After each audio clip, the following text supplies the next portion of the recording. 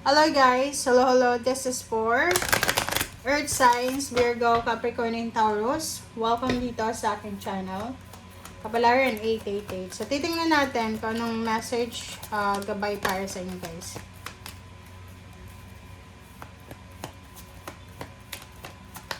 Okay, wow! Great Fortune, number 26, number 8. So congratulations sa inyo kasi sa dalawang araw na ito, posibleng you're super lucky and fortunate.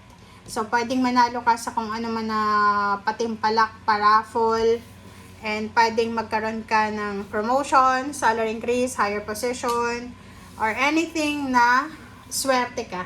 Okay? Magiging sobrang swerte ka sa dalawang araw na ito. So, make a wish. Kasi swerte ka eh. Diba? Huwag mo sayangin yung araw na ito. Okay. Full moon. Harvest the fruits of your hard work. Wow. Congratulations. Congratulations, earth signs. Kasi, ang dalawang araw na ito, this is about the good luck and good fortune in terms of money. So, posibleng makakatanggap ka ng promotion, salary increase, higher position, lump sum of money, payments, payouts, bonuses, or anything na siya ay kumbaga resulta ng iyong pagiging masipag, ng iyong pagtitiyaga at pagtitiis. Alright.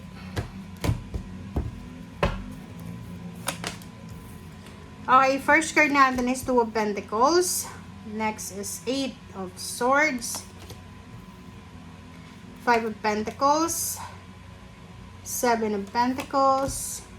And 8 of Wands. So, kung makikita mo dito, you are waiting. You are waiting for a lump sum of money because may problema ka financially.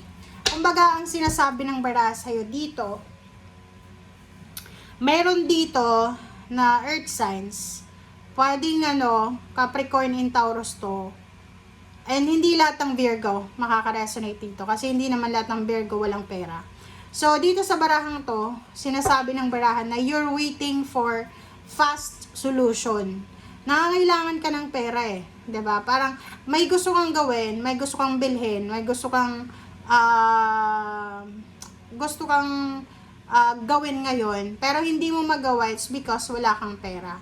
So, yung dalawang araw na to, or maybe few days before April 2 and 3, sinasabi ng barahan na nakakaramdam ka ng restrictions. Nakakaramdam ka ng ng parang sagabal, kumukontra, parang gano'n. Yung kahit anong gawin mo, parang pakiramdam mo, may kumukontra. So, sinasabi ng barahan sa'yo dito na nahihirapan kang magbalanse ng salapi. Okay? Nahihirapan kang mag-save ng pera. Gusto mo man mag-ipon, pero talagang maraming gastusin, maraming sagabal. So, sinasabi ng bara sa'yo na for the past few days, you are wishing, you are praying na sana may tumulong sa'yo. So, this one, sinasabi ng bara sa'yo na congratulations because kung ano man na pinoproblema mo, ano man ang ini-stress mo sa buhay, may kasagutan na yan ngayon. Kasi kung makikita mo, there's a great fortune. So, siguro kailangan mo ng pera, may perang darating. Siguro kailangan mo ng extra income, may extra income na darating. Siguro ilang buwan ka na hindi nababayaran ng iyong bonuses, ng iyong payouts, payments, mga overtime na yan. And then, sinasabi ng barahan na these 2 days, since holiday ngayon, siguro makakapag-decide ka na wag na lang na magbakasyon, wag na lang na umalis, wag trabaho na lang. So, double pay. Parang ganon. Alright, so let's check. Okay, 2 of Pentacles. You're wishing for the Wheel of Fortune. Diba? Yung parang naiinis ka na, na-stress ka na kasi parang pakiramdam mo, hindi nagbabago ang lahat eh. 'Di ba? Parang pakiramdam mo ganun pa rin. Pakiramdam mo stagnant ka pa rin, hang ka pa rin, di ba? Parang feeling mo, 1 year ka nang nagtatrabaho, pero wala kang ipon. Hindi ka pa napopromote, parang gano'n. So, parang pakiramdam mo useless. Wow! Another, sinasabi ng bara sa'yo dito na, isa sa mga sagabal sa'yo, it's because, pakiramdam mo, pasan mo yung mundo. Pakiramdam mo, ikaw yung, like may mga personal wishes ka. Like gusto mong bumili ng cellphone para sa sarili mo. Hindi mo magawa-gawa yan. It's because kailangan mong pag-aralin yung kapatid mo. Kailangan mong buhayin yung lolo mo, yung magulang mo, parang ganun. So, maybe you're the breadwinner or marami kang obligation. So, kumbaga, gusto mong mag-travel, gusto mong magliwaliw, mag-enjoy, hindi mo magawa, it's because ang dami mong obligations, duties, and responsibilities. Kaya, ang pakiramdam mo ay nakakulong ka, restricted ka, nakatrap ka. Diba? Sabi ng bara sa'yo dito na ang tagal-tagal mo nang nag-aantay na mabago yung takbo ng finances mo. Kumbaga, yun, sabi ko sa'yo, maybe 3 years ka nang nagtatrabaho, 3 months, pero until now, you're suffering financially. You're still on the 5 of Pentacles. So, yung 3 of Wands na to, sinasabi ng barahan na 3 buwan ka na sigurong walang trabaho, 3 taon, or 3 linggo ka na walang trabaho na nag-aantay ka ng pera or ano pa man. Okay, 7 of Pentacles.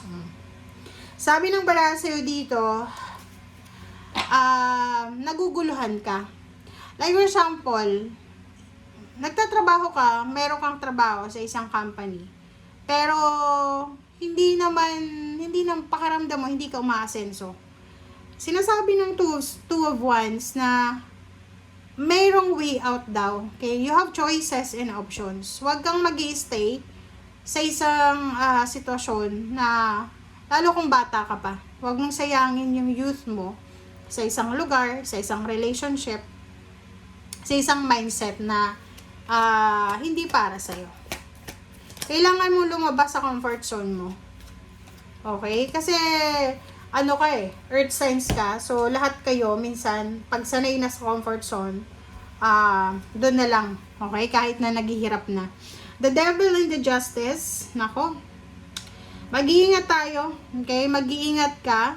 Especially yung Capricorn ha. Capricorn, mag-iingat ka kasi posibleng may maghabla sa'yo. Pwedeng may karma ka na may encounter sa 2 araw nito. Pwedeng may, kasi ang 2 araw na ito, this is the pink full moon in Libra. This is Libra. So, pwedeng may karma ka na kailangan na paghandaan, Capricorn. Okay? Pero yung Taurus and Virgo, hindi naman resonated dito sa Justice. Okay. Thank you guys. Bye!